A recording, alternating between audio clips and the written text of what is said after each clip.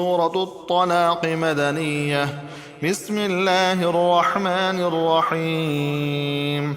يا أيها النبي إذا طلقتم النساء فطلقوهن لعدتهن وأحصوا العدة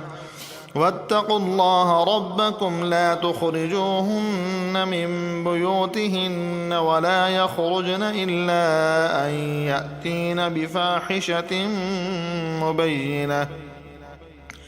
وتلك حدود الله ومن يتعد حدود الله فقد ظلم نفسه لا تدري لعل الله يحدث بعد ذلك أمرا فإذا بلغن أجلهن فأمسكوهن بمعروف أو فارقوهن بمعروف وأشهدوا ذوي عدل منكم وأقيموا الشهادة لله ذلكم يوعظ به من كان يؤمن بالله واليوم الآخر ومن يتق الله يجعل له مخرجا ويرزقه من حيث لا يحتسب ومن يتوكل على الله فهو حسبه إن الله بالغ أمره قد جعل الله لكل شيء قدرا واللائي يئسن من المحيض من نسائكم إن ارتبتم فعدتهن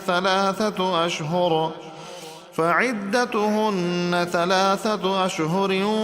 واللائي لم يحضن وأولاة الأحمال أجلهن أن يضعن حملهن ومن يتق الله يجعل له من أمره يسرا ذلك أمر الله أنزله إليكم ومن يتق الله يكفر عنه سيئاته ويعظم له أجرا أسكنوهن من حيث سكنتم من وجدكم ولا تضاروهن لتضيقوا عليهن وإن كن أولات حمل فأنفقوا عليهن حتى يضعن حملهن فإن أرضعن لكم فآتوهن أجورهن وأتمروا بينكم بمعروف وإن تعاسرتم فسترضع له أخرى لينفق ذو سعة من سعته ومن قدر عليه رزقه فلينفق مما آتاه الله لا يكلف الله نفسا إلا ما آتاها سيجعل الله بعد عسر يسرا وكأين من قرية عتت عن أمر ربها ورسله فحاسبناها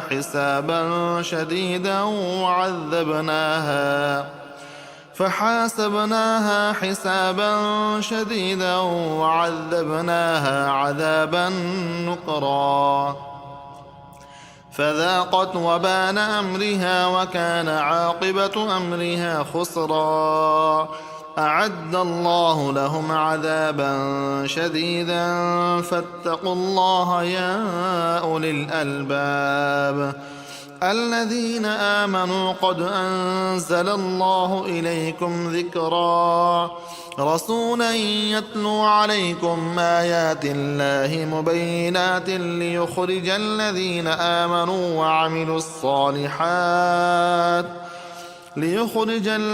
آمنوا وعملوا الصالحات من الظلمات إلى النور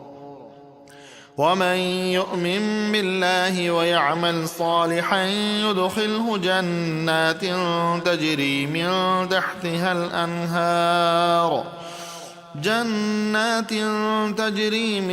تحتها الأنهار خالدين فيها أبدا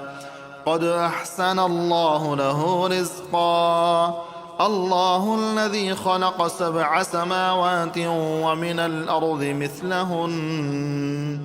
يتنزل الأمر بينهن لتعلموا أن الله على كل شيء قدير وأن الله قد أحاط بكل شيء علما.